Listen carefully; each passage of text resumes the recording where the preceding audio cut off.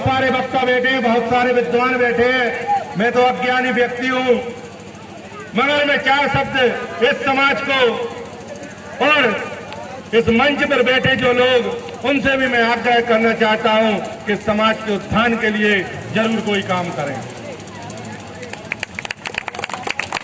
शिक्षा पर भी हमारे सारे लोग बोलेंगे, उस विषय में ज्यादा मैं बोलता नहीं हूं क्योंकि मैं अभी कम पढ़ा लिखा हूं, क्योंकि मैं भी उस शिक्षा से दूर रहा, मैं भी अज्ञानी व्यक्ति हूं। मगर मुझे इतना समझ में आता है कि पिछले साल जो कार्यक्रम हुआ था और इस साल जो कार्यक्रम हुआ है उसमें अंतर जरूर है।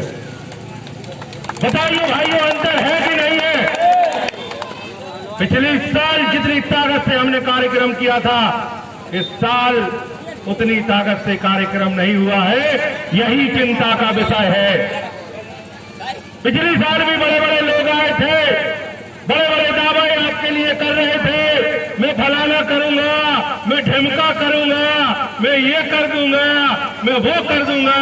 मगर बाबा साहब संविधान जो लिख कर गए हैं, एक चीज अपने दिमाग में उतार लो, क्योंकि वही होगा, उसके अलावा कुछ नहीं होगा। हर 8 दिन में एक बाजार आता है शुक्रवार का, उस 8 दिन में सिर्फ एक ही दुकान की बिक्री क्यों बढ़ जाती है? वो है शराब की दुकान। शिक्षा की भी दुकानें हैं, घर में परिवार है, बच्चे पढ़ रहे हैं, पुस्तकों की बिक्री बढ़नी चाहिए, क्योंकि आगे भविष्य में आपकी जो नींव है, मुझ जैसे नेता आएंगे और कई और बड़े बड़े नेता आएंगे, वो सब वोट बटोरने का काम करेंगे और वोट की राजनीति होगी। बहुत लच्छेदार भाषण दिए जाएंगे। हमें पता है जो आपके साथ खड़ा होगा उसको भी गिराने का काम होगा। मैंने भी एक रेस्टोरेंट खोला है, मैं भी आपके साथ कंधे से कंधा मिलाकर चलना चाहता हूं और चलता हूं, उसका भी नुकसान मुझे भोगना पड़ता है। वो तो भीमराव अंबेडकर जी की कृपा है और संविधान की कृपा है कि हमारे पास 10 जमीन है, जिससे भी हमारा जीवन यापन हो जाता है और हमारे बच्चे भी दर दर भटकने को काम नहीं हो पाता।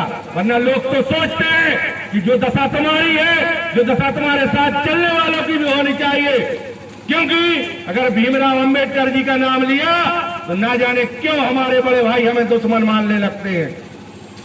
जाते मैं मानता हूं कि हम लोग अज्ञानी लोग हैं, नहीं जानते दुनिया का रीति रिवाज, उतने पढ़े लिखे नहीं है। अगर हमसे भी कोई गलती हो जाती है तो इन बड़े भाइयों का भी कर्तव्य है कि हमें समझाएं, हमें माफ करें। ये होना चाहिए कि नहीं होना चाहिए? आज जितना सिर हम लोग झुकाते हैं, पिछड़ा वर्ग झुकाता है, SC ST झुकाता है, उतना कोई नहीं झुकाता। सारी चीजें हैं, सारी चीजें आप लोगों को सीखने को मिलेंगी, क्योंकि ये युद्ध चल रहा है। ये हमारा जो युद्ध चल रहा है बड़े भाई और छोटे भाइयों के बीच में, मैं उन बड़े भाइयों से निवेदन करना चाहता हूं कि हम लोगों को छोटा भाई माने और हम लोगों पर कोई गलती होती है तो उसको माफ करना भी सीखें। मैं जिस दिशा में बात कर रहा हूं, जरूर यहाँ जितने युवा चेतना साथी बैठे हैं वो जान रहे होंगे कि मैं क्या बात कर रहा हूं। भाइयों, आचार संहिता लगी हुई है, हमें भी संविधान के दायरे में बात करनी है और ज्यादा बात न करते हुए शिक्षा, रोजगार और नशा के खिलाफ तो हमें चलना ही है, मगर सामाजिक एकता जरूरी है, क्योंकि हम एक नहीं रहेंगे, बिखर जाएंगे तो लुटे और पिटे तो पहले से भी बैठे हैं। जो बाबा साहब ने संविधान दिया है वो लागू तो 70 साल पहले हो गया है, मगर उससे अछूते आज हम भी हैं और एक नहीं रहे तो कल भी रहेंगे, कल भी हम ऐसे ही बिखरे रहे तो यह आजादी और जो बाबा साहब का संविधान है वह संविधान हम पर अभी लागू नहीं हुआ है। इसके लिए सबको एक रहना है। इन्हीं शब्दों के साथ जय भीम। जोरदार तालियों से।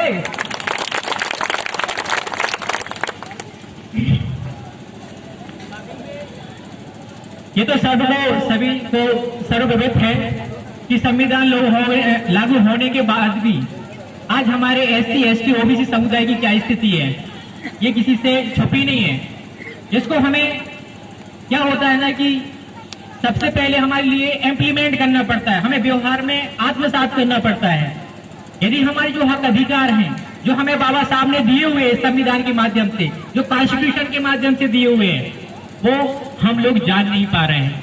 उसको जानने के लिए हमें क्या होना, पढ़ना पड़ेगा, तभी हम बढ़ पाएंगे कि नहीं बढ़ पाएंगे।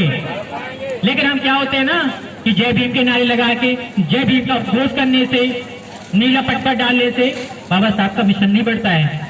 उसके लिए हमें पढ़ना पड़ता है। बाबा साहब ने जो किताबें दी, एनिहिलेशन ऑफ कास्ट, जाति का विस्तारीकरण हो गया, बाबा साहब का जीवन संघर्ष और राष्ट्रीय है, आप पढ़िए तभी आप सशक्त बन जाएंगे। क्योंकि कलम की ताकत से आप वो हासिल कर सकते हैं जो आप एक हथियार से नहीं कर सकते हैं। इसीलिए हमारे लिए उस कलम की ताकत को जानना होगा, पहचानना होगा, तभी हम अपने मिशन को हासिल कर पाएंगे। और मिशन को क्या होता है वो हमें जानने के लिए किताबें पढ़ना होगा, क्योंकि जब हम बढ़ना है तो पढ़ना पड़ेगा, तभी से हमारा आगे बढ़ पाएगा। इसी तारतम्य में मैं अगले अतिथि को आग्रह करना चाहूंगा कि वो हमारे इस उद्बोधन सेशन में आए। माननीय कौशल किशोर वार्ड से हेमचंद अहिरवार जी, आप आए और बाबा साहब के विचारों पर अपना प्रकाश रखें। माननीय हेमचंद अहिरवार जी, कौशल किशोर वार्ड, 2 तालियां।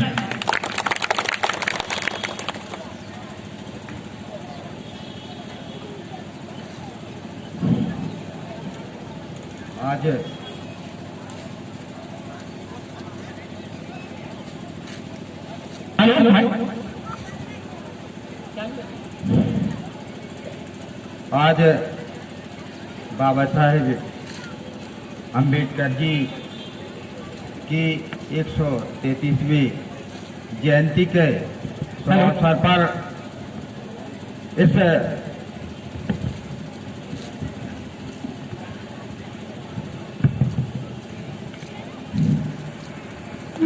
आज इस कार्यक्रम में पहुंचे हमारे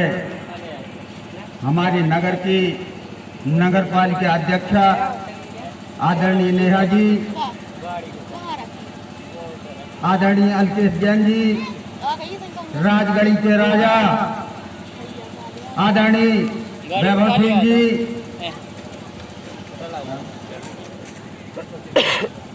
आदरणीय हमारे भाई साहब आदरणीय कल्पना वर्मा जी, आदरणीय इस भीम आर्मी के हमारे अध्यक्ष शिवा हरवार जी, उनके साथ में तीर कमाल से निकल गया तो उसका पीछा कौन करे।